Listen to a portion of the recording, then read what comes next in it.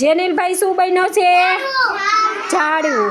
તો ઝાડ આપણે શું આપે? છાંયો આપે, લાકડું આપે, પછી ગુંદર આપે, બર્તન આપે, ફળ આપે, ફ્રૂટ આપે. તો હવે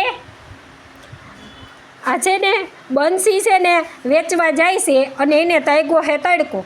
તો જોવે કે ઝાડ તો જો કેવું સરસ છે એમ. બોલ બંસી, બોલ. તડકો તો જો, હાલને હું તો ઝાડ નીચે સૂઈ જાઉં. બોલ, સૂઈ જા, મૂકી દે, સૂઈ જા. સરસ. ચાલો હવે છે ને હિયા, આદિ અને હેમાંશી ત્રણેય પક્ષી બનશે. કોણ બનશે? હાલો આમ કરતા હાલો. ચલો પછી તમારે બીજું બનવાનું. કેતા આ ઝાડ તો જો કેવું સરસ છે.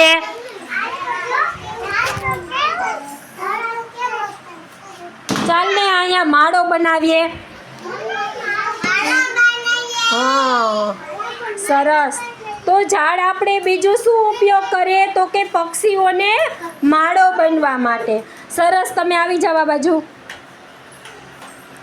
ચલો આયનભાઈ કેતા તડકાની મારી ગાડી તપી જાહે. હાલને હું મારી ગાડી ઝાડ નીચે મૂકી દઉં. સરસ. પછી આવશે બંસીબેન કે ને મારા બળદ ને ભેહ ને બધાય તડકે બાંધ્યા હે. હાલને આ ઝાડવા નીચે બાંધી દે ઝાડવાની. સરસ. પછી એક બેન આવશે નેત્રાબેન, એને રાંધવું છે તો ઝાડવામાંથી બર્તન લઈ આવશે. કેતા મારે શાક બનાવવું છે. હાલને હું આ ઝાડવામાંથી હુકેલા બર્તન લઈ લઉં. મથે આમ ભારી લઈ લે.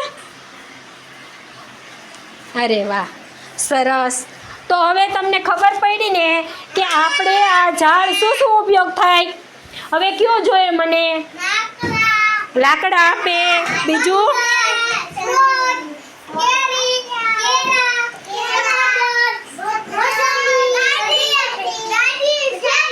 છાંયો આપે, પછી પક્ષીઓને માળો બનવા માટે. સરસ. તાલી પાડો બધાય.